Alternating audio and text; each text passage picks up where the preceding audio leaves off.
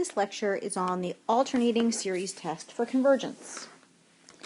An alternating series is a series of the form, the sum from k equals 1 to infinity of negative 1 to the k times a sub k, or alternatively, the sum from k equals 1 to infinity of negative 1 to the k minus, or really k plus 1, this could be a plus 1 instead of a minus 1, times a sub k.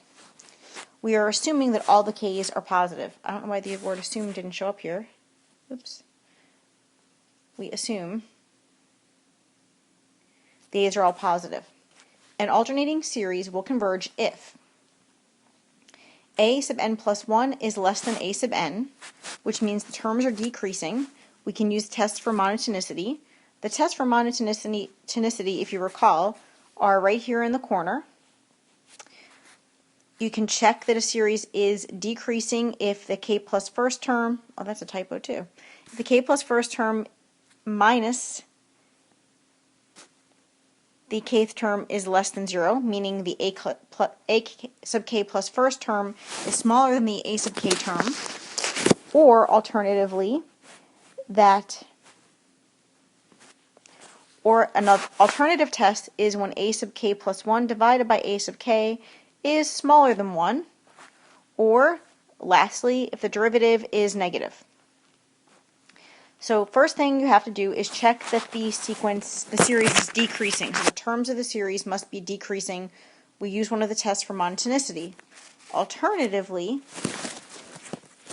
Additionally, the limit as k approaches infinity of a sub k must be equal to 0.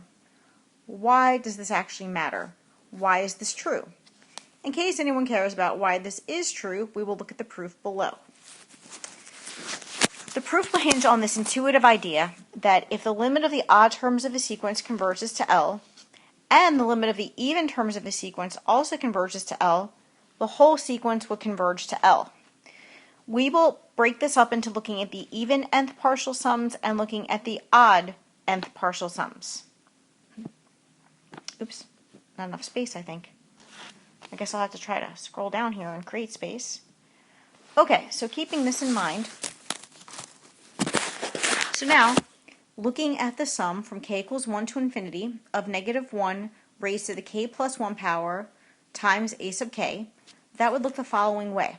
The a sub 1 would be positive because when you substitute 1 in for k, you would have negative 1 squared times a1.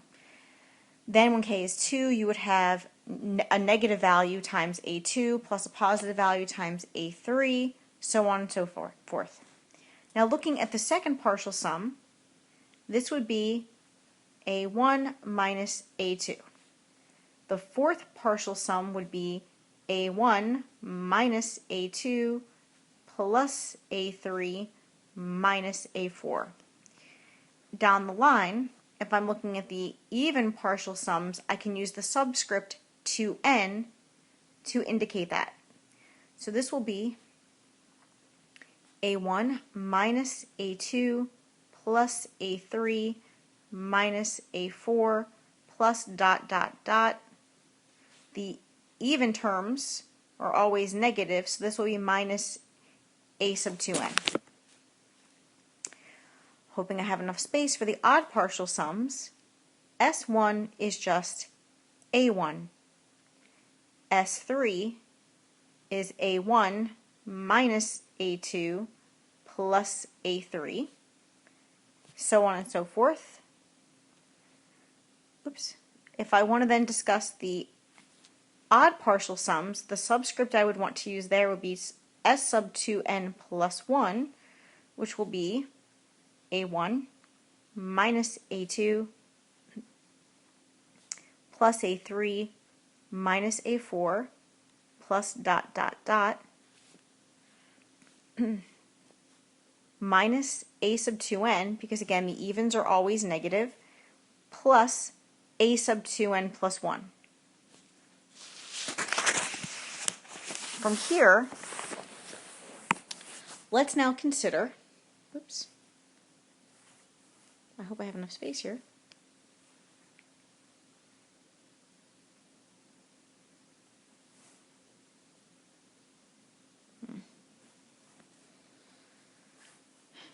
I don't have enough space. I don't know what we're going to do from here. We have to move to the next page so I can have enough space, but keep in mind what s sub 2n looks like and s sub 2n plus 1 looks like. We're now going to consider subtracting those. So, what would s, I can't write for some reason, s sub 2n plus 1 minus s sub 2n look like? That would equal the odd terms, which are a1 minus a2, the odd partial sums, so they will always end with adding an odd term, because the odds are always positive. And if I subtract s sub 2n, which are the even partial sums, that will always end with a negative even term.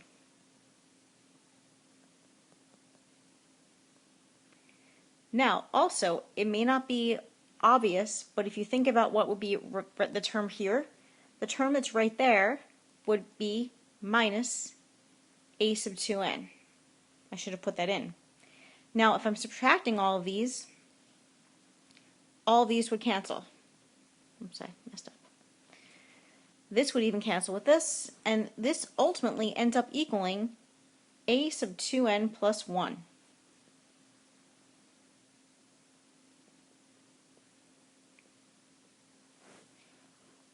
Well, again, keeping in mind what's interesting about that is that in order for this series to converge, the s sub 2n plus 1, the limit of that and the limit of s sub 2n must be the same. So, recalling, the limit as n approaches infinity of s sub 2n plus 1 must equal the limit as n approaches infinity of s sub 2n for the series to converge.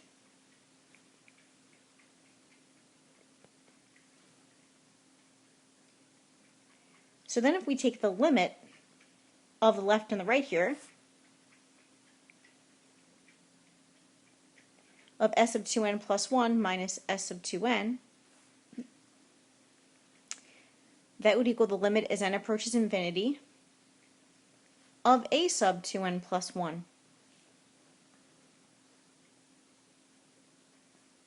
I've got to keep moving this one down.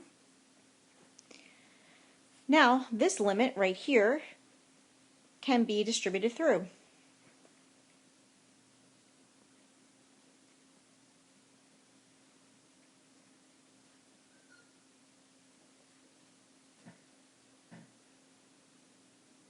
And we said above, in order for this to converge, these two limits have to be the same.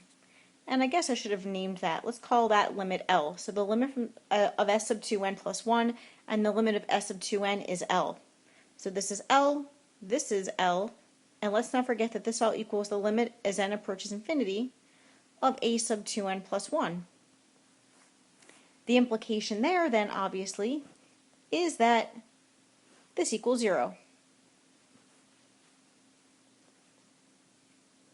So if the series converges, the last term must be 0. Well, not the limit of the terms large enough as n approaches infinity go to 0. And that's really all this was saying. So you have, in order for this series to converge, it has to be it has to have decreasing terms, and the limit as n approaches infinity of the nth term must go to 0. That's all it takes to prove that a series is alternating. So now looking at our first example, we have to show that this series is decreasing. So the series is really this. It's the sum from k equals 1 to infinity of negative 1 to the k plus 1 times 1 over k. Now, I don't care about the negative part. I really care about showing if the a sub k part is decreasing. So the easiest way to show that is if 1 over k plus 1 is less than 1 over k. And I think we know from everything we've looked at over the last 7 weeks that yes, 1 over k plus 1 is less than 1 over k. Then the second part of this is, do the terms go to infinity? And I think once again you know that they do. The limit as k approaches infinity of 1 over k is in fact 0. So that's also a yes. This implies the series, I don't have the space for it, of negative 1 to k, the k plus 1 power times 1 over k, oops, sorry, because I ran out of space, converges.